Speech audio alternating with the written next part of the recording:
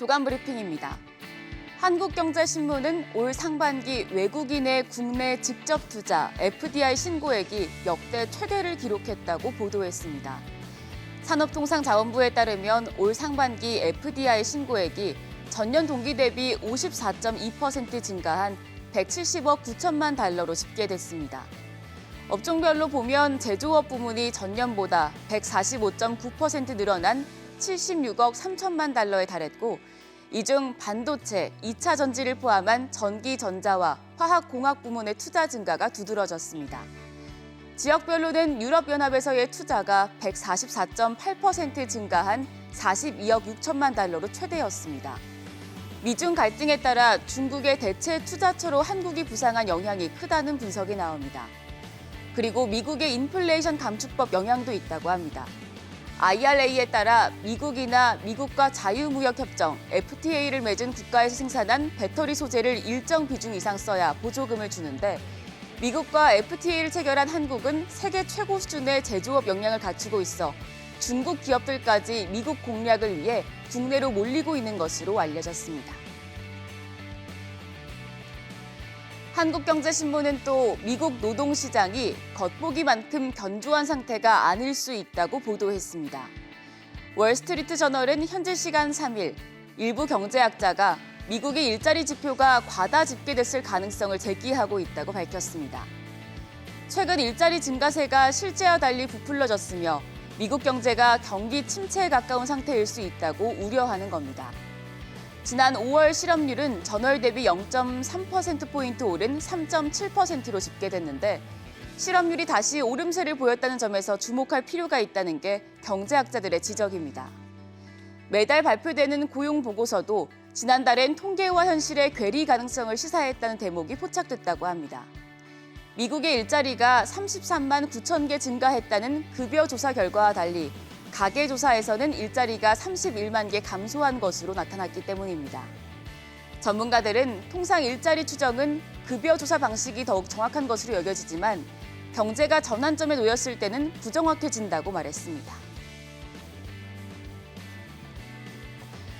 조선일보는 자동차의 각종 전자 편의 장비가 급격히 증가하면서 전장 부품 수요가 빠르게 증가하고 있다고 보도했습니다. 이베스트 투자증권이 미국의 시장 조사 업체 애널리스 스트래티지 애널리틱스 데이터를 기반으로 분석한 보고서에 따르면 글로벌 전장 부품 시장 규모는 올해 1,810억 달러, 우리 돈 약 236조 원으로 스마트폰 부품 시장을 뛰어넘을 전망입니다. 전장 시장이 2029년까지 연평균 14% 이상 고속 성장할 것이란 전망도 나왔습니다. 이 시장을 겨냥해 삼성과 LG, 현대차 등 국내 주요 대기업들도 전장 고객사 확보에 나섰는데요. 업계 관계자에 따르면 최근 1, 2년 사이 주요 기업들의 전장 부품 수주 잔액이 20-30%가량 크게 증가했다고 합니다.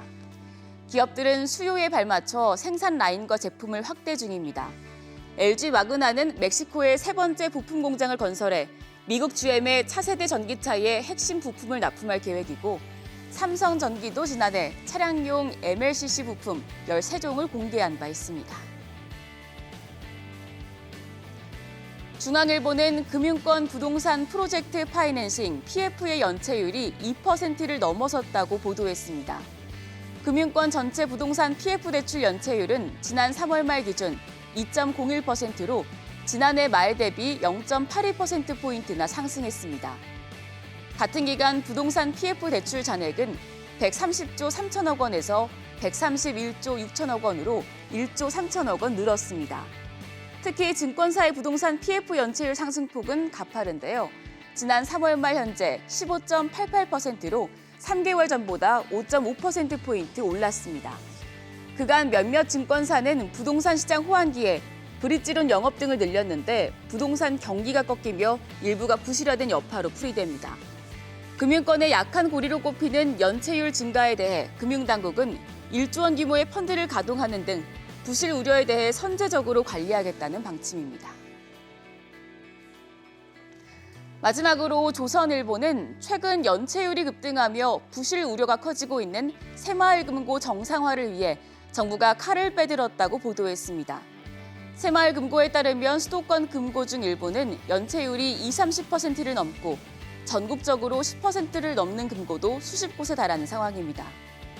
1,294곳의 지역 금고 중 건전성이 크게 악화된 100곳에 대해 특별검사와 점검을 실시하고 1조 2천억 원 규모의 부실채권 매각을 추진하기로 했습니다. 특별검사와 점검 후에 회생이 어렵다고 판단되는 곳은 다른 금고와 통폐합까지 요구하기로 했고 지난달 시작된 새마을금고 비상점검회의는 당분간 매주 열기로 했습니다.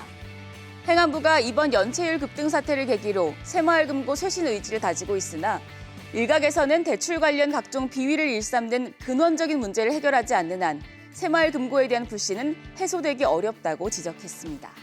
지금까지 조간브리핑이었습니다.